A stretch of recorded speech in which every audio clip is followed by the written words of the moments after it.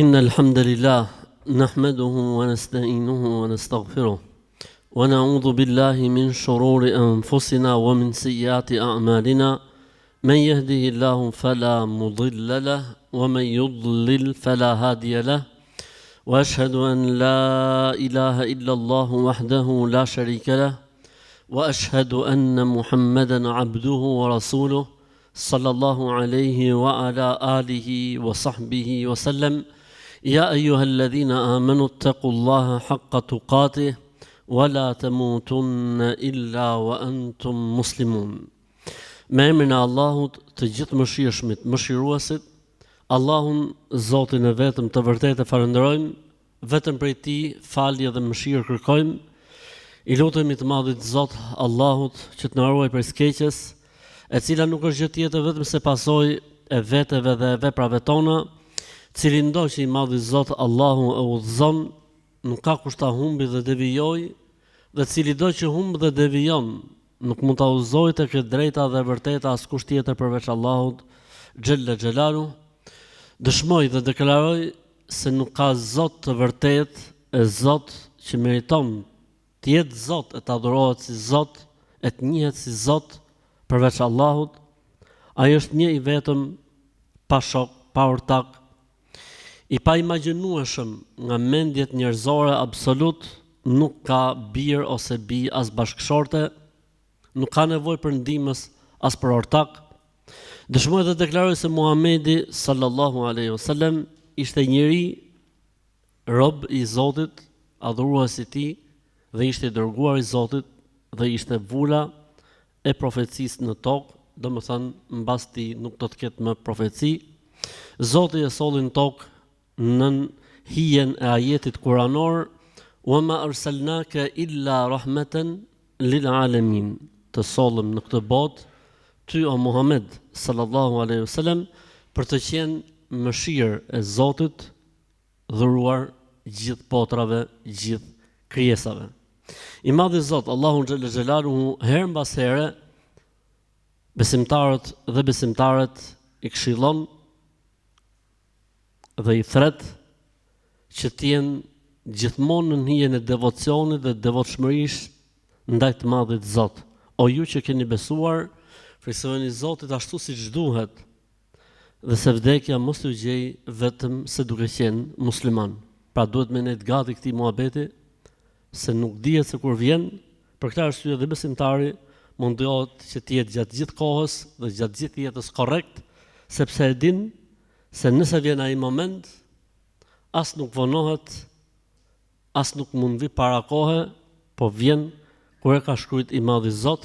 Për këtë arsye kërkon prej nesh vigjilencë të përhershëm, dhe ajeti në fjalë është ftesa më e bukur, më e mirë që Zoti i Madh na përkujton, dhe që faktikisht është bërë si traditë që përkujtohen me të besimtarët dhe besimtaret çdo të xhuma.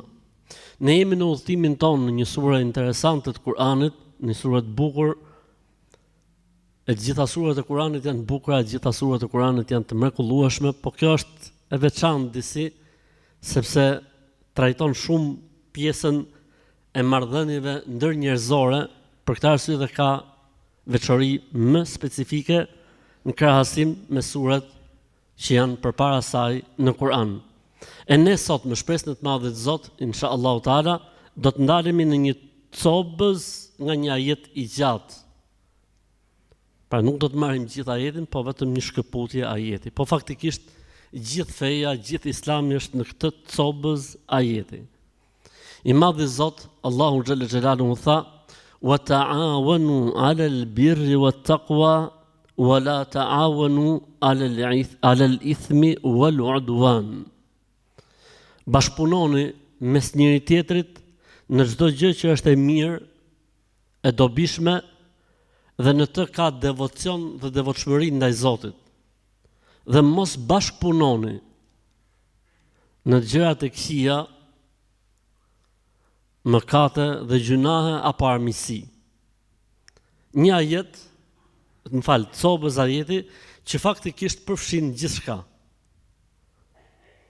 I Madhi Zot Allahu Xhella Xhelaluhu orienton besimtarët dhe besimtaret që e besojnë këtë libër që e besojnë të sure se linjat e bashkëpunimit në jetë janë nga këtu deri këtu dhe linjat e mos bashkëpunimit në jetë janë nga këtu deri këtu. Besimtari sa herë që ka një punë të hajër dhe të mirë mundohet të jetë krah dhe mbështetje. Dhe sa herë që ka diçka të keqe të shëmtuar, diçka që hidhrohet Zoti mbas saj apo me të, apo diçka që fut përçarje dhe armiqësi mes njerëzve, apo ndërhyjet në hakun e dikujt tjetër, padrejtësisht besimtari nuk mund të jetë pjesë dhe nuk mund të bashkëpunojë. Në rastin e parë duhet të jetë pjesë, duhet bashkëpunojë, duhet kontribuojë, dhe në rastin e dytë sa më larg. Në rastin e parë çdo kontribut përkthehet shpërblim dhe sevap, dhe në rastin e dytë çdo kontribut përkthehet pjesëmarrje në gjuna dhe në mëkat. Kështu që njeriu duhet të jetë i kujdesshëm dhe duhet të jetë i vëmendshëm.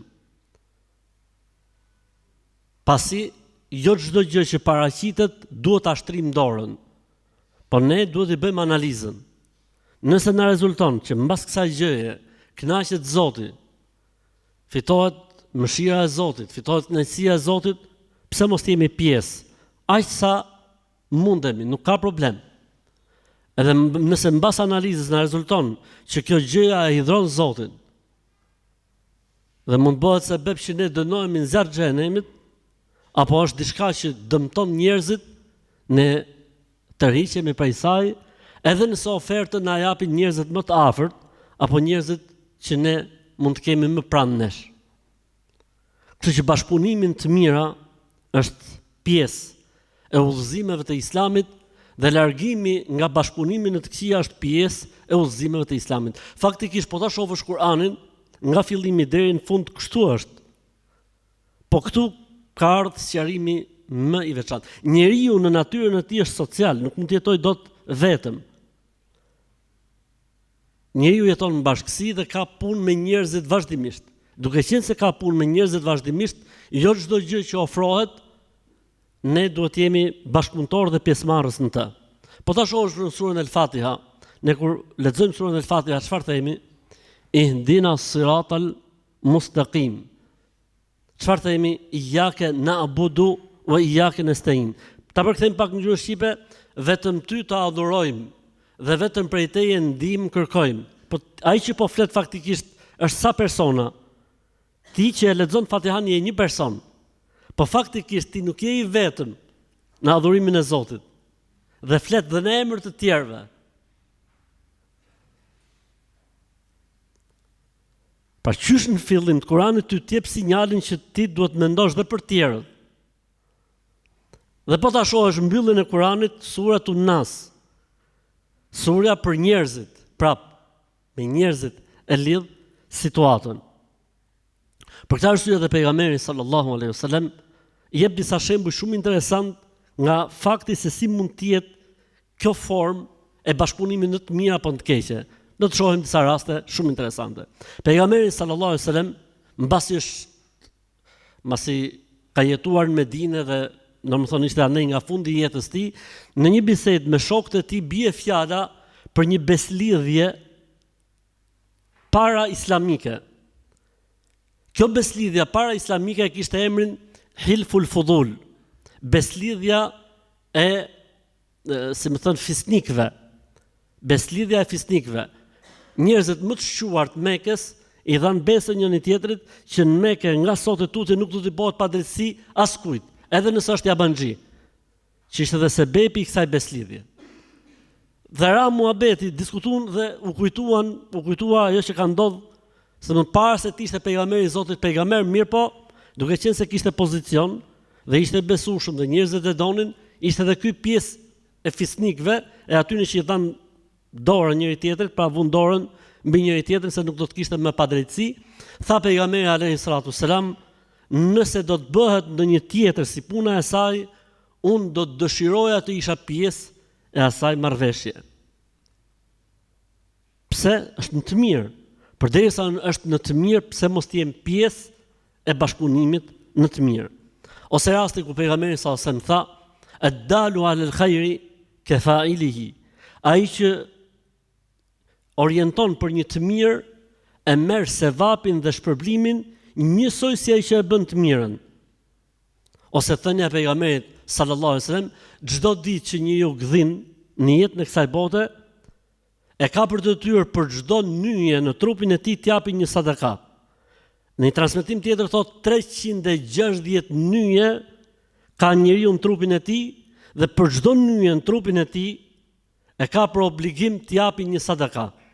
Pa di që thot 360 sadaka? Pastaj tha pejgamberi alayhi salatu wassalam, nëse ndihmon dikë që ka një barr të rënd në dorë, të shkruhet sadaka.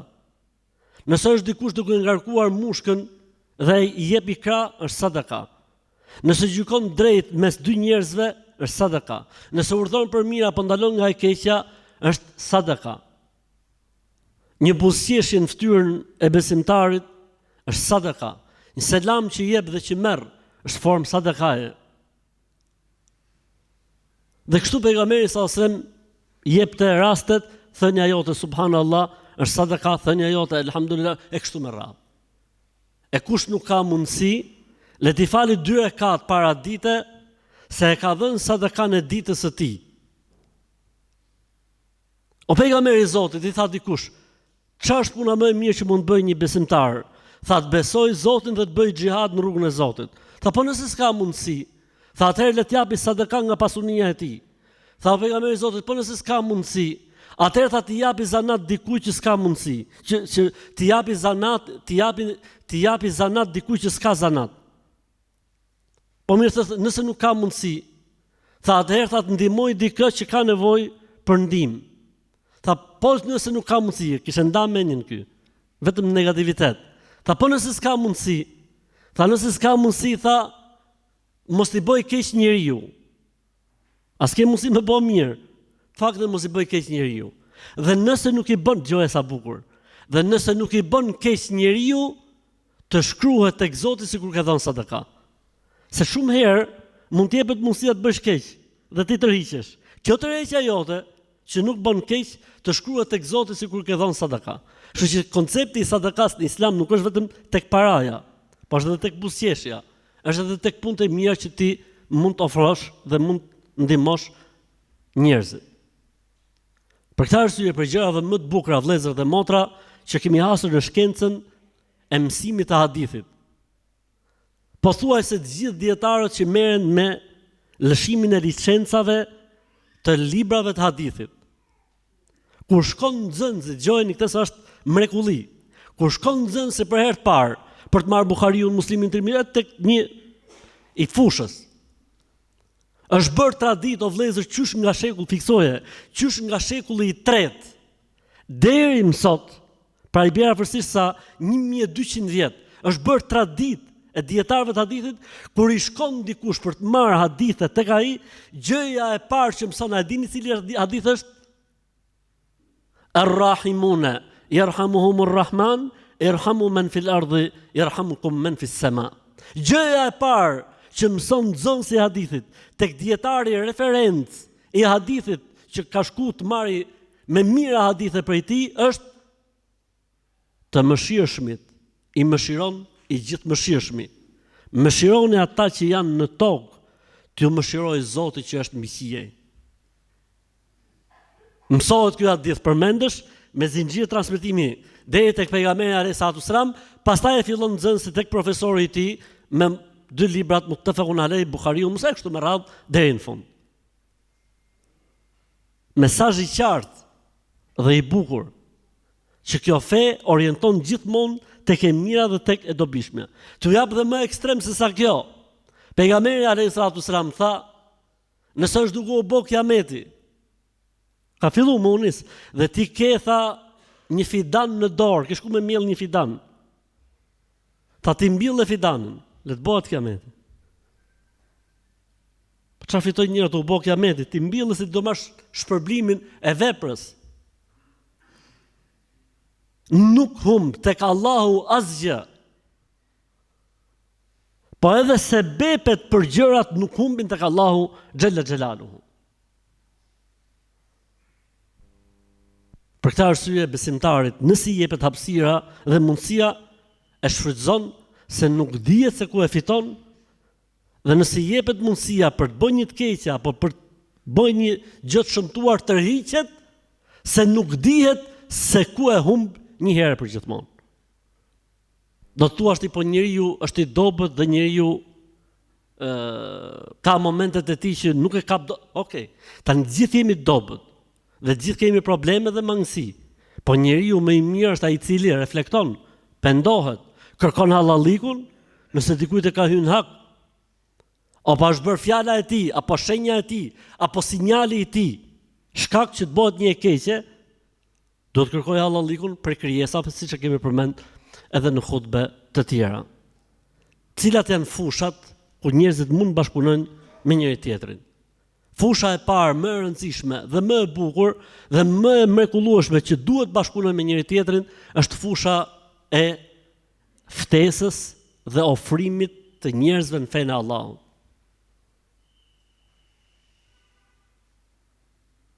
Bëu sebeb për dikë, afroje dikë, me çfarë të jetë mundësia, nuk ka bashkëpunim më të mirë, vëllezër dhe motra, se sa ta shpëtosh një njeri nga zjarri i xhenemit duke e futur në Islam. Nuk ka bashkëpunim më të mirë se sa nxjerrja e një njeriu nga xhenemi dhe futja e tij në xhenet. Dhe ti je ti ai që pa e bën këtë punë. Subhanallahu, pyetje, a mund ta dënoj Allahu një njeri i cili e ka shpëtuar një tjetër dhe e ka futur në xhenet, e ky të shkojë në xhenem? El jazau min jinsil amal. Shpërblimi vjen si masojë të punës. Bëu sebeb për dikë se ka përturit Allahu ty.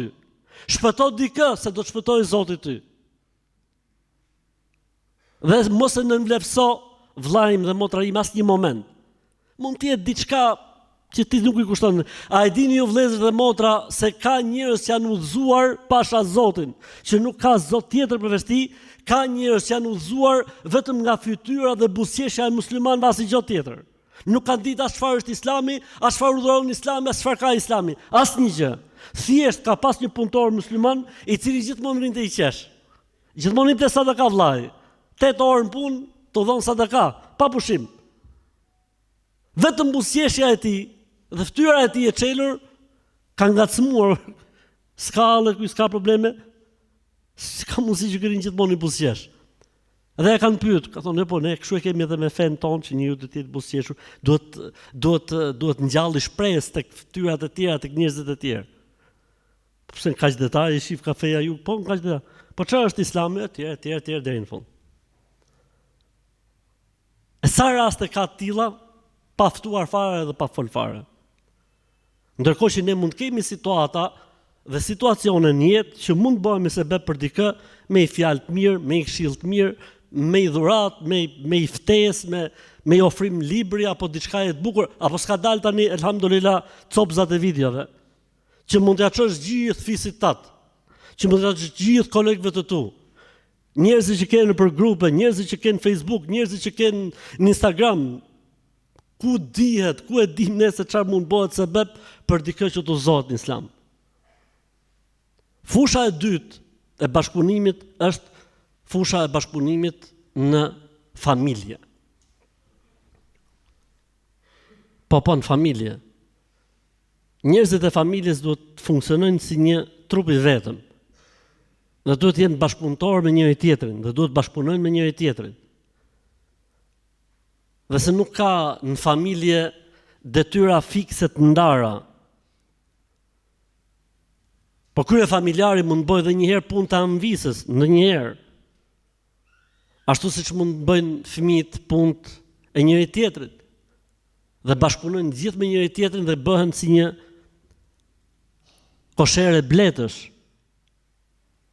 Dhe jo gjithë secili kokën vete, gjithë secili partinë vete, gjithë secili celular, nuk kanë për qëllim partitë politike. Kanë për qëllim mendjen vete. Gjithë secili ka aparatin e tij të angazhimit dhe individualizmit dhe shkëputjes nga mjedisi, edhe bëhen njerëzit vetëm se ka ngel me shkujt aty ke dera e shtëpisë, mirë se vinin në hotel. Ndërkohë që pejgamberi sallallahu alaihi wasallam e pyetën nënën e besimtarëve Aisha radhiyallahu ta'ala anha, i than o nënë e besimtarëve, se ata dishin si ishte pejgamberi sallallahu alaihi wasallam jashtë shtëpisë, po si ishte brenda shtëpisë nuk e dishin. Than o nënë e besimtarëve, pejgamberi sallallahu alaihi wasallam kur futet në shtëpi brenda, si është, çfarë bën? A është ai që ne nuk e shohim dot në sy? A është ai që ne nuk e shohim? A e diti se ka prej sahabëve shokëve të pejgamberit alayhis salam, thot njëri për ty në pasha Allahun. Nëse do të më pyesësh si ka qenë pejgamberi alayhis salam, nuk ta cilësoj dot. I ka thonë po pse? Thot pasha Allahun, nuk kam pas mundësi ta shoh ndonjëherë kështu me angul syt në fytyrë. Prej hijes dhe peshës të madhe që kishte pejgamberi alayhis salam në zemrat e tyre. Për këtë arsye me drejtë është bërë kjo pyetje. Tha nënë e besimtarëve. Pejgamberi alayhis salam kur u mbyllte në shtëpi, pra kur u fuste në shtëpi, si ishte? Do të thonë jo, a fliçi dot më të, a bësh muhabet më të, a unë. Çfarë tha nëna e besimtarëve Aisha radhiyallahu ta'ala? Tha kana Rasulullah kana fi maunati ahli beitihi. Po tha, pejgamberi alayhis salam kur futej në shtëpi, i shërbente Allahu Akbar. I shërbente familjes. Po kur hasi tek fytyrat e tyre një çudi, u asqaroi. Tha milte delen, qepte robën, arnonte sandalen. Ky ishte pejgamberi alayhis salam mrena shtëpisë. Ai burri që ndoshta njerëzit nuk e shihnin dot në fytyrë. Mirë, po kur ishte në shtëpi, ishte në shtëpi. Ai në shtëpi ishte babai, ai në shtëpi ishte bashkëshorti. Ai në shtëpinë e tij ishte një antar i familjes, ku barra e familjes bie mbi të gjithë secili sipas peshës dhe pozicionit që ka. Dhe kjo është shumë e rëndësishme. Dhe këtë duan të shkatrojnë sot. Ku njerëzit në familje të ndjehen të pavarur, ku njerëzit në familje të ndjehen të shkëputur, ku njerëzit në familje të jetojnë sa për të fjetur dhe asgjë tjetër. Ndërkohë që nuk ka qenë kjo tradita e familjes. Nuk ka qenë kjo lloj sjellje që ne shohim sot. Nuk ka qenë ky komunikim që është sot. Fusha e dytë e bashkëpunimit, mbas atyre të parave, që i bie tjetë e treta ose e katërta, është bashkëpunimi me komshit, me njerëzit e lagjes. Shpesh neve na ndodh që në lagjet ndodhin disa gjëra që mjafton ta bëjë njëri diçka, fillojnë e bëjnë të gjithë. Dhe kur kthehemi në darkë dhe gjejmë gurgule, pse e ka nis njëri dhe qysh në moment nuk është kap situata. Me komshit në radhë parë dhe me njerëzit e lagjes. Çfarë është e mirë të bashkëpunojmë me njëri tjetrin? Çfarë nuk është e mirë të bëjmë dakord me njëri tjetrin që ta ndalojmë? Sepse pasojat do t'i vujmë të gjithë pastaj. E keqja do të vi tek të gjithë, po edhe e mira, nëse do të jetë diçka e mirë, do të përfitojmë të gjithë. Për këtë arsye në Islam fqinji ka një pozicion të veçantë, saqë thot pejgamberi alayhis salam, nuk më është ndar Xhibrili alayhis salam së këshilluari për pozitën e fqinjit, derisa mendova se një ditë fqinji do të jetë trashëgimtar në listën e trashëgimtarëve. Wallahi la yu'minu, wallahi la yu'minu, wallahi la yu'minu. Pasha Zotin s'ka besuar, pasha Zotin s'ka besuar, pasha Zotin s'ka besuar, ai njeri që fqinji nuk është i qetë prej tij, ka thënë pejgamberi alayhis salam. Kupton se si kanë qenë njerëzit më herët, më përpara? A e dini ju që shtëpiat e njerëzve nuk kanë pas dry? A e dini ju se ka qytete që nuk mbyllen makinat o vëllezën? Isha në Ulqin para ca kohësh. Dhe zbritëm me atë vllajin, thash o vlla, mbyll makinën, tha s'ka nevojë ta më mbyll makinën. S'ka nevojë ta më mbyll makinën. Thash si s'ka nevojë më mbyll makinën? S'ka nevojë vlla, pa se s'futet njëri në makinë tjetrit. E kanë ruajtur akoma. Ndërkohë që në vende të tjera, o zot, kam shëtit në Evropë, kam shëtit gjithanej, ka vende që nuk mund të kesh orë shtrejt në dorë. Ka vende që nuk mund të kesh çantë shtrejt në dorë.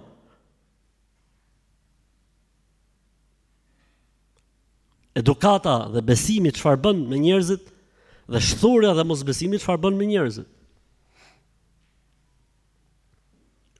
Fusha e tretë, nëse numrat nuk ka problem, është gjaku dhe farefisnia.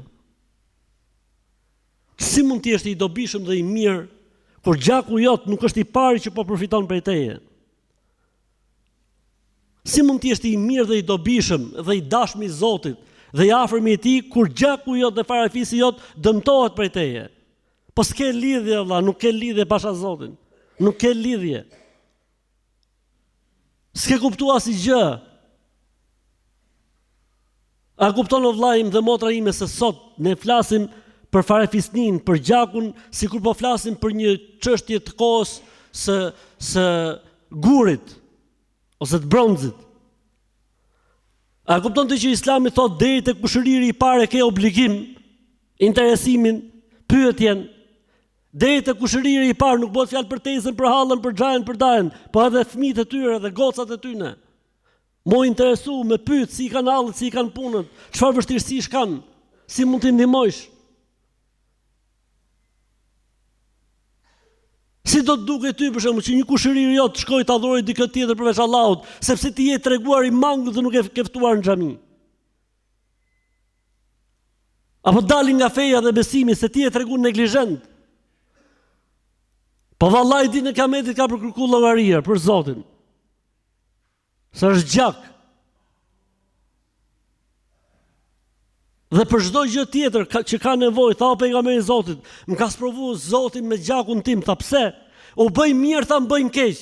I lavdroj më shajin. S'kan pas një të keqe prej meje dhe vetëm keq kanë pa prej tyne. Çfarë tha pejgamberi alayhis salatu sallam? Nëse është kështu si thua ti, tha e ke fituar xhenetin. Po të qëllon vëlla në një fis i tillë, po çfarë më bë? Ta udhim poshtë këtë familjen e tij, pse njëri prej tyre ka qellu problematik. Jo më vëlla.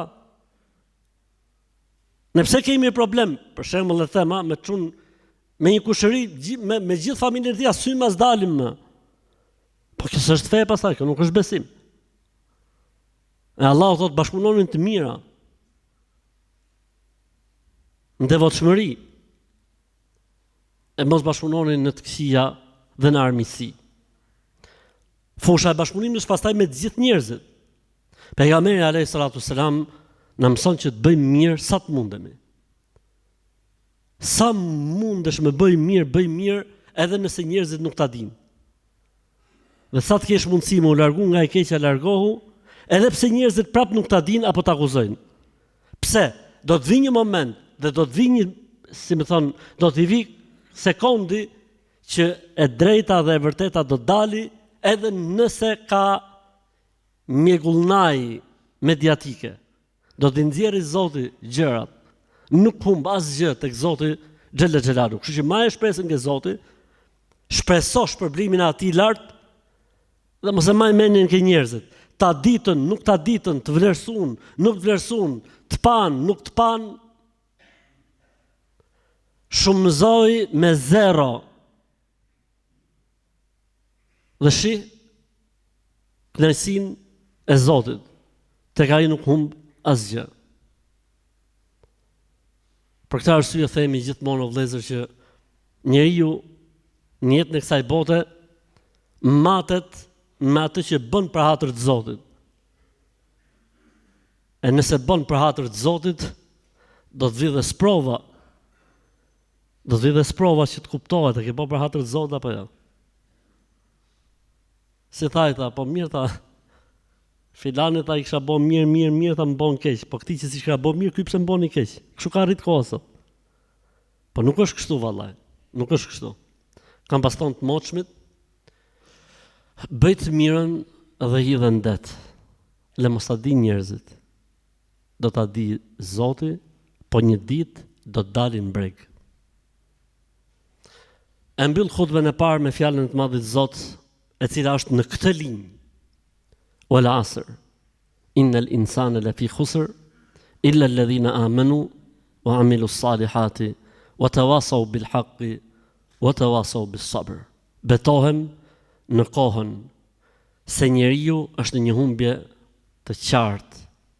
Përveç atyre që besuan, bën vepra të mira, këshilluan dhe bashkëpunuan në të mirë, në të drejtë dhe në të vërtetë, dhe u këshilluan dhe ju përmbajtën durimit. Zoti na boft për këtyre njerëzve. Vëllezër dhe motra, fushat e bashkëpunimit në të mirë janë shumë dhe fushat e mos bashkëpunimit në të keqen janë shumë. Po dua të përmend dhe një fushë që është e rëndësishme për të përmendur, që është fusha e përgjegjësisë. E atij që ka një përgjegjësi mbi supe dhe atyre që janë nën vartësinë e tij. Njeriu në situata të caktuara dhe në rrethana të caktuara nuk mjaftohet vetëm atë që është obligative dhe e detyrueshme, po duhet shohë edhe përtej saj, përderisa është diçka e hajrit dhe e mirë. Përderisa është diçka e hajrit dhe e mirë, njeriu duhet sakrifikojë diçka. Nga koha e tij, nga përkushtimet e tij, ndoshta që do të jepte diku më shumë për familjen apo për rehatinë e tij. Pse? Sepse e mira e përgjithshme duhet anoj ndaj të mirës personale. Kështu që në çdo lloj situate, vllajim dhe motra ime, që t'jepet një hapësirë dhe t'jepet mundësi, edhe nëse nuk është detyra jote, edhe nëse nuk është përgjegjësia jote, bëje për hatër të Zotit, nuk ka problem. Pa do të ma din, as do të ma din, pa i do ta marrë tjetër rrogën për shembull, sa i paguhet për atë punë, s'ka problem. Nuk dihet se si ty Zoti ta kthen këtë të mirë tek fëmia jot, tek shneti jot, tek familja jote, ose tek puna jote, tek biznesi jot. Mos rri gjithmonë tek kufizimet e asaj që kam për detyrë apo obligim. Dil për asaj, s'ka problem. Sa Allahu e sheh, Allahu e din sakrificën tënde. E ne tham që tek Zoti nuk humb asgjë. Kështu që duhet dalim nga një herë nga ato, le të themi, çfarë kemi marrë përsi detyrime edhe jashtë tyre për hatër të Zotit. E pyetën Abdullah ibn Omerin radiallahu ta'ala anhu. I than, është histori e gjatë e rëndësishme, në fund fare tha Abdullah ibn Omer radiallahu anhu, tha po njeriu ka dhe obligime të tjera në pasurinë e tij përveç zakatit. Njeriu ka obligime të tjera në pasurinë e tij përveç zakatit. Pra ti, nëse jep zakatin, nuk thunë vallai s'kam më detyrime. Jo, nuk është kështu. A e dini ju se pejgamberi alayhis salam ka pas kërkuar prej njerëzve dhe në rastet kur nuk ishte punë zakati? Transmetohet në hadithin e saktë se erdhi një fis për t'i dhënë besën pejgamberit alayhis salam, thot ai sahabiu, treguesi i ngjarjes, pasha Zotit thot nuk kishim parë në jetën tonë njerëz më të varfër se sa ata. Të lodhur, traskapitur, veshja e tyre, paraqitja e tyre në skandal. Mirë pa do kishin ardhur me i dhënë besën pejgamberit alayhis salam, me pranuar islamin, me i dhënë dorën pejgamberit alayhis salam. Tha sahabiu, pejgamberi alayhis salam u duk mërzitja e tij dhe pikëllimi në fytyrë. Se një prej veçorive që ka pas fytyra e pejgamberit sallallahu alaihi wasallam është se lexohej. Gjithë këta sahabët tani që shifshin ngjarjen e panë që pejgamberi sallallahu i ra pika nga gjendja e tyre. Dhe tha: "Ti ndihmojnë vëllezërit tan. S'po lutet njëri për vendit. Aq keq ishte puna e këtij grupit, ishte grup goxha i madh, saqë s'po lutet njëri për vendit. U çu njoni, kishte mori grusht hurma ke shtëpia, e hudhin mes xhamisë. Fillon njerëzit u çu, hurma, rroba, gjal, dhjam, misht thatë, ku dëgjon, u mushta sahabiu treguesi ngjarjes, u botha si një kodër e madhe në mes xhamisë.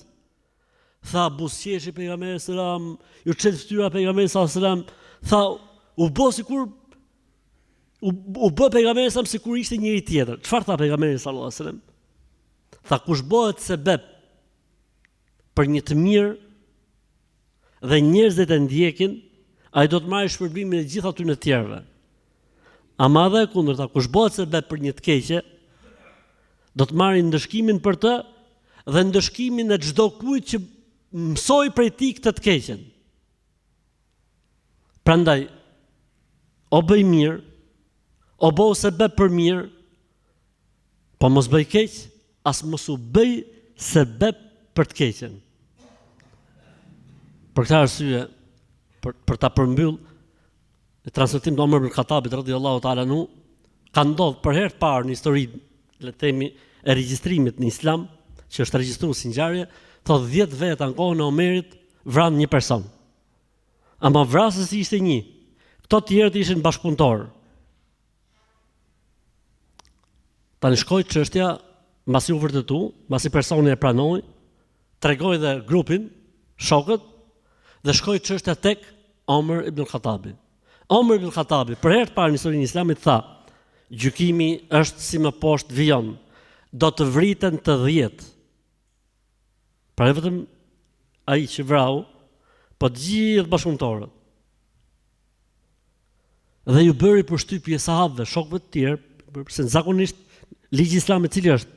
Vrasësi vritet. Tha Omer ibn Khattabi radhiyallahu anhu, pasha Allahun, sikur gjithë banorët e Sanas kishin bashkëpunuar në vrasjen e një personi, gjitha do të isha kokë, gjithë dhe pa përjashtim.